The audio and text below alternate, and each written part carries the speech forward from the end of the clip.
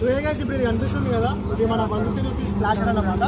So మనకి ఇందులో వచ్చేసి 2 పాజిటివ్ వైర్స్ వస్తాయి అండ్ ఒకటి మెయిన్ అండ్ ఇంకోటి వచ్చేసి నెగిటివ్ అన్నమాట, లైక్ ఎర్త్ అన్నమాట. సో ఇప్పుడైతే దీన్ని మనం ఇందులో ఎట్లా ఇన్స్టాల్ చేస్తామో చూపిస్తాను నేను మీకు. నార్మల్గా ఇవన్నీ వైరింగ్ అన్ని జూగా చేసిన తర్వాత నేను మీకు చూపిస్తాను. గైస్ మొత్తానికి అయితే మన 150 రూపీస్ ఫ్లాషర్ అయితే ఇన్స్టాల్ చేసినాము. అండ్ మీకు చెప్పినా కదా నార్మల్ ఎల్లో వైర్స్ వచ్చేసి పాజిటివ్ అన్నమాట అండ్ బ్లాక్ వచ్చేసి నెగిటివ్. అది నార్మల్గా మనం ఇక్కడ స్విచ్ లెక్క యూజ్ చేసుకున్నాం. స్విచ్ అయితే ఇక్కడ కనిపిస్తుంది కదా.